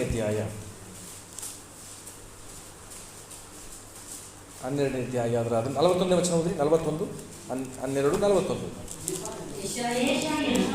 ಆತನ ಮಹಿಮೆಯನ್ನು ನೋಡಿದ್ದರಿಂದ ಆತನ ವಿಷಯದಲ್ಲಿ ಮಾತಾಡುತ್ತಿರುವಾಗ ಆ ಮಾತನ್ನು ನುಡಿದನು. ಸಾಕು. ಮಹಿಮೆಯನ್ನು ನೋಡಿದವರು ಏನು ಮಾತಾಡ್ತಾರೆ ಗೊತ್ತಾ? ಮಹಿಮೆ ಕುರಿತು ಮಾತಾಡ್ತಾರೆ. ನೀನು ಇರುವ ಆತನ ಬಗ್ಗೆ ಕಂಡಿದ್ರೆ, ಆತನ ಅನುಭವಿಸಿದ್ರೆ ನಿನ್ನ ಮಾತು ಇರುವುದರ ಬಗ್ಗೆ ಇರ್ತದೆ. ಇವತ್ತು ತುಂಬ ಜನ ವಿಶ್ವಾಸಿಗಳು ವ್ಯರ್ಥವಾದ್ದನ್ನು ಹೆಚ್ಚಿನ ಸಮಯ ಮಾತನಾಡ್ತಾರೆ. ಮತ್ತೆ ಹೇಳ್ತೀನಿ ಕೇಳಿಸ್ಕೊಳ್ಳಿ, ವ್ಯರ್ಥವಾದ್ದನ್ನು ಹೆಚ್ಚಿನ ಸಮಯ ಮಾತನಾಡ್ತಾರೆ. ಒಂದು ದಿನದಲ್ಲಿ ನಾನು ಎಷ್ಟು ಯಾವುದನ್ನು ಮಾತಾಡ್ತೀನಿ, ನಾನು ಹೆಚ್ಚು ಟ್ರಾವೆಲ್ ಮಾಡುವಾಗ, ಗಾಡಿ ಓಡಿಸುವಾಗ ನನ್ನ ಬಾಯಲ್ಲಿ ಹೆಚ್ಚು ಅನ್ಯ ಭಾಷೆಯನ್ನು ಮಾತನಾಡ್ತಿರ್ತೀನಿ. ಯಾವಾಗಲೂ ಅನ್ಯ ಭಾಷೆಯಿಂದ ಕರ್ತನನ್ನು ನಾನು ಆರಾಧನೆ ಮಾಡ್ತೀನಿ, ಹೊಸದನ್ನು ನಾನು ಎದುರು ನೋಡ್ತಿರ್ತೀನಿ.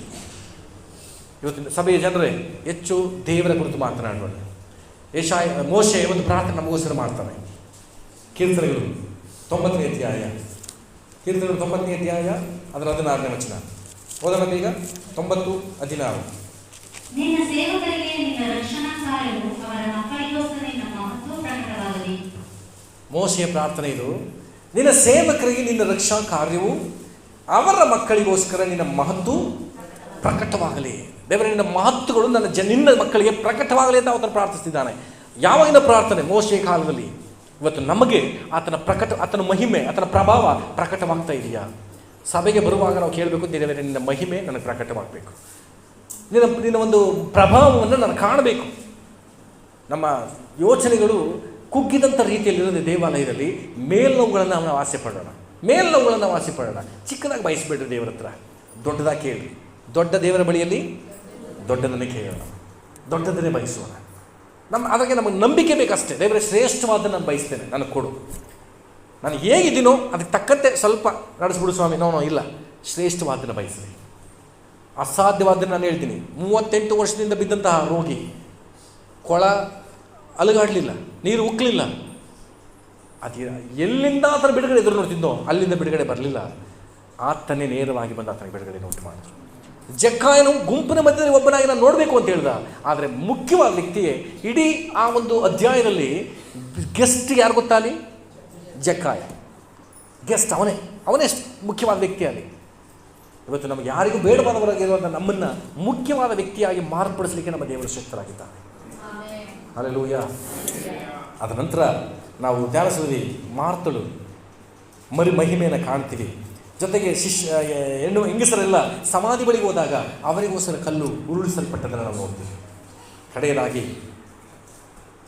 ಕಡೆಯದಾಗಿ ಮೋಶೆಯ ಪ್ರಾರ್ಥನೆ ಅದಾಗಿದೆ, ನಾವುಗಳು ಆತನ ಮಹಿಮೆಯನ್ನು ಕಾಣಬೇಕು ಅಂತೇಳಿ. ಹಲ್ಲೆಲೂಯ. 2 ಪೂರ್ವಕಾಲವೃತ್ತ ಅಂತ ಇದನ್ನು ಓದಿಸಿ ನಾನು ಮುಗಿಸ್ತೇನೆ, ಗಮನಿಸಿ. 2 ಪೂರ್ವಕಾಲವೃತ್ತ ಅಂತ 20ನೇ ಅಧ್ಯಾಯ 20ನೇ ವಚನ. ಅವರು ಮರುದಿನ ಬೆಳಿಗ್ಗೆ ಎದ್ದು ತೆಕೋವ ಅರಣ್ಯಕ್ಕೆ ಹೊರಟರು. ಅವರು ಹೊರಡುವಾಗ ಯೆಹೋಷಾಫಾಟನು ನಿಂತು ಅವರಿಗೆ, ಯೆಹೂದ್ಯರೇ, ಯೆರೂಸಲೇಮಿನವರೇ, ನನ್ನ ಮಾತನ್ನು ಕೇಳಿರಿ, ಯೆಹೋವನಲ್ಲಿ ಭರವಸೆ ಬಿಡ್ರಿ. ಅದರ್ಥ ಏನು? ನಂಬಿಕೆ ಇಡ್ರಿ. ಎಂಥ ಸಂದರ್ಭದಲ್ಲಿ? ಯುದ್ಧದ ಸಮಯ. ಇದಕ್ಕೆ ನನಗೆ ಮಾರ್ಗವೇ ಇಲ್ವೇನೋ, ಇನ್ಮೇಲೆ ಸರಿ ಆಗಲ್ವೇನೋ, ನಾವು ಜಯ ಹೊಂದಲ್ವೇನೋ ಅನ್ನುವ ಭಯದಲ್ಲಿ ಯೆಹೋಷಾಫಾಟ ನಿಲ್ತಿದ್ದಾನೆ. ಯೆರೂಸಲೇಮಿನವರೇ, ನೀವು ಕರ್ತನಲ್ಲಿ ಭರವಸೆ ಬಿಡ್ರಿ, ಆಗ ಸುರಕ್ಷಿತರಾಗಿರಿ, ಆತನ ಪ್ರವಾದಿಗಳನ್ನು ನಂಬಿರಿ, ಆಗ ಸಾರ್ಥಕರಾಗುವಿರಿ ಎಂದು ಹೇಳಿದರು. ಸಾಕು, ನೀವು ಭರವಸೆ ಬಿಡುವರಾಗಿರ್ರಿ, ಸೇವಕನ ಮಾತನ್ನು ನಂಬರಿ. ಇವತ್ತು ನಾನೊಬ್ಬ ದೇವರ ಸೇವಕನಾಗಿ ಮುಂದೆ ಹೇಳ್ತಿದ್ದೀನಿ, ನಿಮ್ಮ ನಂಬಿಕೆಯನ್ನು ಮಾತ್ರ ಹೆಚ್ಚಿಸ್ಕೊಂಡು ನೋಡ್ರಿ. ಇವತ್ತಿನಿಂದಲೇ ಒಂದು ದೊಡ್ಡದಾದ ಬದಲಾವಣೆಗಳು ನಿಮ್ಮ ಜೀವಿತದಲ್ಲಿ ಪ್ರಾರಂಭವಾಗಿ ನೋಡ್ಲಿಕ್ಕೆ ಹೋಗ್ತೀರಿ, ಪ್ರಾರಂಭವಾಗಿ ನೀವು ಕಾಣಲಿಕ್ಕೆ ಹೋಗ್ತೀರಿ. ನಾನು ಹೊಸದ ಹಳಬರನ್ನೇ ಗಮನಿಸಿ ಚಿಕ್ಕವರ ಈಗ ಹೊಸದಾಗಿ ಬಂದವರ ಕುರಿತು ನಾನು ಮಾತನಾಡ್ತಾನೆ ಬಿಟ್ಬಿಟ್ಟಿದ್ದೆ. ಗಮನಿಸ್ರಿ, ಇವತ್ತು ನಿಮಗಾಗಿ ನಾನು ಮಾತನಾಡ್ತಿದ್ದೀನಿ. ನಿಮ್ಮ ನಂಬಿಕೆ ಹೆಚ್ಚಿಸ್ಕೊಳ್ಳೋದಾದರೆ ಕರ್ತನು ನಿಮಗೋಸ್ಕರವಾಗಿ ನಿಮ್ಮ ಮನೆಗಳಲ್ಲಿ ಇಳಿದು ಬರಲಿಕ್ಕಿದ್ದಾರೆ, ನಿಮ್ಮ ಜೀವಿತಗಳಲ್ಲಿ ಇಳಿದು ಬರಲಿಕ್ಕಿದ್ದಾರೆ, ದೊಡ್ಡ ಕಾರ್ಯವನ್ನು ಮಾಡಲಿಕ್ಕೆ ಹೋಗ್ತಾರೆ. ಇವತ್ತು ನಾನು ಹೆಚ್ಚಾಗಿ ರಾತ್ರಿಯಿಂದಲೂ ನೆನ್ನೆ ಈ ವಾರದಲ್ಲೆಲ್ಲ ತವಕ ಪಡ್ತಿರುವಂಥದ್ದೇ, ನಾನು ಜನರಿಗೆ ಏನೋ ಒಂದು ಇವತ್ತು ವಿಶೇಷತೆ ಕಾದಿದೆ, ಅದನ್ನು ನೀವು ಕೊಡ್ಲಿಕ್ಕೆ ಹೋಗ್ತೀರಿ. ಸೊ ಅದನ್ನು ನಾನು ಕೂಡ ಕಾಣಬೇಕು ಅಂತ ಆಸೆ ಪಡ್ತೀನಿ. ಗಮನಿಸ್ರಿ, ಇಲ್ಲಿಂದ ಹೋಗುವವರು ಬರಿದಾಗಿ ನೀವು ಹೋಗೋದಿಲ್ಲ. ಆಕೆ ಮನೆಯ ಎಲ್ಲ ಖಾಲಿ ಪಾತ್ರಗಳು ತುಂಬಿದ ಹಾಗೆ ಇವತ್ತು ತುಂಬಿಸಲ್ಪಟ್ಟವರಾಗಿ ನೀವು ಹೊರಗೆ ಹೋಗ್ತೀರಿ. ಒಂದು ವಿಶೇಷವಾದ ನೆಮ್ಮದಿಯನ್ನು, ವಾತಾವರಣವನ್ನು, ಒಂದು ಸಮಾಧಾನವನ್ನು, ಒಂದು ಬಿಡುಗಡೆಯನ್ನು ನೀವು ಹೊಂದಿಕೊಂಡು ಇವತ್ತು ಹೋಗ್ಲಿಕ್ಕೆ ಹೋಗ್ತೀರಿ. ಆಮೇಲೆ ಅದಕ್ಕಾಗಿ ತವಕ ಪಡ್ರಿ, ಅದನ್ನು ಎದುರು ನೋಡ್ರಿ. ಪ್ರತಿದಿನ ದೇವರ ಆ ಅದ್ಭುತ ಯಾವುದು, ಆ ಮಹಿಮೆ ಯಾವುದು, ಆ ಪ್ರಭಾವ ಯಾವುದು, ನಾನು ಅದನ್ನು ಕಾಣಲಿಕ್ಕೆ ಬಯಸ್ತಿದ್ದೀನಿ ಸ್ವಾಮಿ. ವ್ಯರ್ಥವಾದ ಯೋಚನೆಗಳು, ವ್ಯರ್ಥವಾದ ಮಾತುಗಳನ್ನು ಬಿಡ್ರಿ. ಮುಂದಿನ ವಾರ ಬರುವಾಗ ಇಲ್ಲಿ ಅನೇಕ ಸಾಕ್ಷಿ ಹೇಳ್ತೀರಿ. ಮುಂದಿನ ವಾರದಲ್ಲಿ ಆ ಥರ ಮಹಿಮೆಯ ಕಾರ್ಯಗಳು ನಿಮ್ಮ ಕುಟುಂಬದಲ್ಲಿ, ನಿಮ್ಮ ಕೆಲಸದಲ್ಲಿ ನಡೆಯುವಂಥ ಕಾರ್ಯಗಳು ಖಂಡಿತವಾಗಿ ಹೇಳಲಿಕ್ಕೆ ಹೋಗ್ತೀರಿ. ಅದನ್ನು ನಾನು ಖಚಿತಪಡಿಸ್ಕೊಂಡು ಹೇಳ್ತಿದ್ದೀನಿ. ನನಗೆ ಇವತ್ತು ಇನ್ನೂ ಅನೇಕರಿಗೆ ಆರಾಧನೆಗೆ ತುಂಬ ತಡವಾಗಿ ಬಂದ್ರಿ. ಅದನ್ನು ಬೇಸರ ಆಯಿತು. ದೇವರಿಗೆ ಏನನ್ನು ಇಟ್ಟಿದ್ರಿ ಇವ್ರಿಗಾಗಿ, ಎಷ್ಟೊಂದು ತಡವಾಯಿತು. ನಿನ್ನ ಮಹಿಮೆಯನ್ನು ಇವ್ರು ಕಾಣಬೇಕಿತ್ತು. ಯಾವಾಗಲಾದರೂ ಕೆಲವರು ಅಪರೂಪ ತಡೆ ಬರ್ತಾರೆ ತಡವಾಗಿ. ಅವ್ರು ನೋಡಿದ್ರೆ ಅಯ್ಯೋ ಪಾಪ ಇವತ್ತು ಏನೇನು ತೊಂದರೆ ಆಯಿತು ಅನಿಸುತ್ತೆ ನನಗೆ. ಬಾಗಿಲಲ್ಲಿ ನೋಡ್ತಿರುವಾಗಲೇ ತಡವಾಗಿ ಬರೋರಿಗೆ ತುಂಬ ತಡವಾಯಿತು ಪಾಪ, ಇವತ್ತು ಏನು ಅಡ್ಡಿ ಆಗೋಯ್ತು ಅಂತ ಬೇಜಾರಾಗುತ್ತೆ. ಇನ್ನು ಕೆಲವರು ನೋಡಿದ್ರೆ ಬಂದರು ಕಪ್ಪ ಅನಿಸುತ್ತೆ. ಲೇಟಾಗಿ ಬರ್ತಿದ್ರು ನೋಡಿದ್ರೆ ಬಂದರು. ಹೀಗಿರ್ಬಾರ್ದು. ಕಾರಣಗಳನ್ನ ಕೊಡೋದು ಬೇಡ. ಪ್ರತಿ ವಾರವೂ ದೇವರ ಸಮ್ಮುಖವನ್ನು ಇರೋದೇ 2.5 ಗಂಟೆ ಸಮಯ, ಪೂರ್ಣ ಸಮಯವನ್ನು ಆತನ ಮುಂದೆ ಕಳೆಯೋದಕ್ಕೆ ತ್ಯಾಗ ಮಾಡಿರಿ. ನಾನು ಕೆಲವರು ನೋಡಿದ್ದೀನಿ, ಮೈಸೂರಿಂದ ಸುಮಾರು 20-25 ಜನ ಬರ್ತಾಯಿದ್ರು. 5 ಗಂಟೆಗೆ ಎದ್ದು ಬಿಡ್ತಾಯಿದ್ರು. ಹಾಸ್ಟೆಲ್ ರೆಡಿಯಾಗಿ 5 ಗಂಟೆಗೆ ಎದ್ದು ರೆಡಿಯಾಗಿ ಹಾಸ್ಟೆಲ್ ಗೇಟ್ ತೆಗೆದ್ರೆ ಸಾಕು ಹೊರಡ್ತಾಯಿದ್ರು. ತವಕ ದೇವರ ಸಮ್ಮುಖಕ್ಕಾಗಿ. ಇವತ್ತು ಅನೇಕ ದೂರದಿಂದ ಬರ್ತಿದ್ದೀರಿ. ದೇವರು ನಿಮ್ಮನ್ನು ಆಶೀರ್ವಾದ ಮಾಡಲಿ. ತಡವಾಗ್ತಿದೆಯಾ? ದೇವರಲ್ಲಿ ಕೇಳಿ, ದೇವರೇ ಇನ್ನೂ ನಿನ್ನ ಆರಾಧನೆ ಮಧ್ಯದಲ್ಲಿ ನಿನ್ನ ಮಹಿಮೆಯನ್ನು ಕಾಣಬೇಕು, ಬೇಕಾದ ಮಾರ್ಗ ತೆರೆಸು ಸ್ವಾಮಿ. ಆಕೆ ಕಲ್ಲು ಉರುಳಿಸಲ್ಪಟ್ಟಿತ್ತು ಆಕೆಗೋಸ್ಕರವಾಗಿ. ಇನ್ನು ಮೇಲೆ ನಿಮಗಿರುವಂಥ ತಡೆ ಕಲ್ಲು ಉರುಳಿಸಲ್ಪಡಲಿ. ಆಮೇಲೆ ಕರ್ತನಿಗಾಗಿ ನಿಂತ್ಕೊಳ್ಳೋಣ. ಜಕ್ಕಾಯನಾಗಿ ಒಂದು ತವಕವನ್ನು ತೋರಿಸ್ರಿ. ತುಂಬ ಕುಳ್ಳ. ಎಂಥ ಮರ ಹತ್ತಂದಂತೆ? ಆಲದ ಮರ ಹೆಂಗಿರುತ್ತೆ? ಪರಂಗಿ ಮರ ತಂಗಿರುತ್ತಾ? ಆಲದ ಮರ ಹೆಂಗಿರುತ್ತೆ? ತುಂಬ ದೊಡ್ಡದಾಗಿರುತ್ತೆ. ಏನೆಲ್ಲ ಪ್ರಯಾಸ ಪಟ್ಟಿರ್ಬೋದು ಆ ಜಕ್ಕಾಯ ಆಲದ ಮರ ಇರಲಿಕ್ಕೆ. ಯೇಸು ಸ್ವಾಮಿ ನೋಡಲೇಬೇಕು ಅಂದರೆ ಆಲದ ಮರ ಹತ್ತಲಿಕ್ಕೆ ಟ್ರೈ ಮಾಡ್ದ. ಪಕ್ಕದಲ್ಲಿ ನೋಡಿ ಹೇಳ್ರಿ, ನೀವು ಕಷ್ಟಕರವಾಗಿ ಟ್ರೈ ಮಾಡಿ ಹತ್ಬಿಡಿ ಆಲದ ಮರವ ಅಂತ ಕೇಳಿ. ಆಲದ ಮರ ಹತ್ಬಿಡಿ. ಕೆಲವರಿಗೆ ಭಾನುವಾರ ಬಂದರೆ ಸಾಕು ಚರ್ಚೆ ಆಲದ ಮರವ ಕಾಣುತ್ತೆ. ನಾ ಹತ್ತಕ್ಕಾಗಲ್ಲ ಪಾಸ್ಟ್ರೆ, ಭಯಪಡ್ತಿದ್ದೀರಿ. ಇವತ್ತು ನಾನು ಮಾತನಾಡ್ತಿರೋಂಥ ವಿಚಾರ, ನೀವು ನಂಬಿಕೆಯನ್ನು ಹೆಚ್ಚಿಸ್ಕೊಳ್ಳಿ. ನಿಮ್ಮಲ್ಲಿ ನಂಬಿಕೆ ಇದ್ದರೆ ದೇವರು ನಿಮಗೆ ಅಪರಿಮಿತವಾದ ಡಾಕ್ಟ್ರಿಂದ ಆಗಿರೋಂಥ ಕಾರ್ಯ ನಿಮ್ಮಿಂದ ಆಗುತ್ತೆ, ನಿಮ್ಮ ಮೂಲಕ ಆಗುತ್ತೆ. ದೇವರು ನಿಮ್ಮ ಜೀವನದಲ್ಲಿ ಅನುಭವಿಸ್ತಿರ್ರಿ, ನಾನು ಗ್ಯಾರಂಟಿ ಕೊಡ್ತೀನಿ. ನೀವು ಅನೇಕರು ಬಂದು ಕೇಳ್ಬೋದು ನನ್ನನ್ನು, ನಾನು ಭರವಸೆ ಇಟ್ಟಿದ್ದೀನಿ, ನನಗೆ ಯಾಕೆ ನಡೀತಿಲ್ಲ. ಅವ್ನು 38 ವರ್ಷ ಕಾಲ, ನೀವು 38 ವರ್ಷ ಕಾಯಬೇಡ, ಅವಶ್ಯಕತೆ ಇಲ್ಲ. ನೀವು ದೃಢವಾದ ನಂಬಿಕೆ, ಭರವಸೆ ಉಳ್ಳವರಾಗಿರ್ರಿ. ಅಟ್ ಪ್ರೆಸೆಂಟ್ ದೇವರ ಅದ್ಭುತವನ್ನು ತೋರಿಸ್ತಾನೆ. ದೇವರ ಆ ಮಹಿಮೆಯನ್ನು ನಾನು ಕಾಣ್ತೀನಿ ಸ್ವಾಮಿ, ಆ ಮಹಿಮೆಯನ್ನು ಕಾಣ್ತೀನಿ. ಆಮೇಲೆ ಕರ್ತನ ವಾಕ್ಯದ ಮೂಲಕ ನಮ್ಮನ್ನು ಆಶೀರ್ವಾದ ಮಾಡಲಿ. ಇವತ್ತು ನಾನು ಮಾತಾಡ್ತಾ ಪೂರ್ತಿಯಾಗಿ ಹೊಸ ಜನರಿಗಾಗಿ. ನೀವು ಅಂದ್ಕೋಬೋದು ಆಗ ನಾವು ಇವರ ಬರದೇ ಇರಬೇಕಾಯ್ತು ಅಂತ. ಎದುರು ನಿಂತ್ಕೊಳ್ಳುವ.